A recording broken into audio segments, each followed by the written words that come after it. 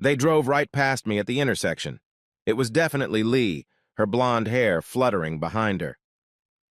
What was my wife doing on the back of a motorcycle at 3 in the afternoon? I turned and followed them. They disappeared into the woods. I parked and walked.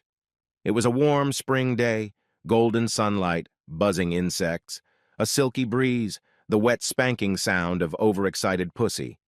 They did it on a blanket. Lee's tits were exceptional.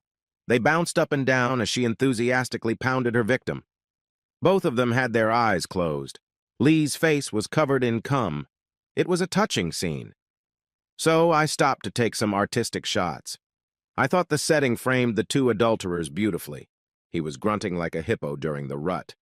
Lee was approaching a massive orgasm, just screaming, "Yes, yes, yes, fuck me," I said casually. "Hi, Lee, who's your new friend?" They didn't hear me. I repeated after the ominous sounds of camming subsided. A light storm followed. He jumped up to confront me. I recognized him. It was Bill Avery, another teacher.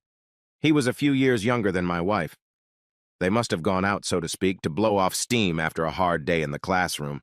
I know all of Lee's co-workers. You can't be married to someone for almost a year and a half and not hear stories about co-workers.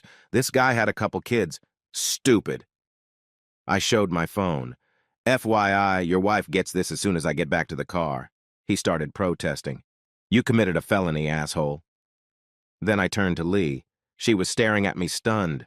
I growled, "You're smart. You know what this means." I turned around and walked away. Shortly afterward, Lee came home. She looked disheveled.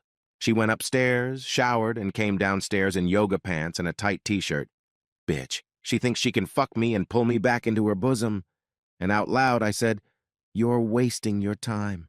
This marriage is over." She whimpered, "But it was just a little fling. It meant nothing." "It meant the end of our marriage. Have you thought about it?" she wailed. "No, you cannot divorce me because of one little indiscretion." I snorted. "You call this carelessness?" Lee looked surprised. Obviously, I wasn't buying it. She said carelessly, "There was nothing special about him. I put him out of my mind. I'm all yours now." I laughed. "I've seen and heard, Lee. You loved every second of it, and you'll be back as soon as the fever breaks."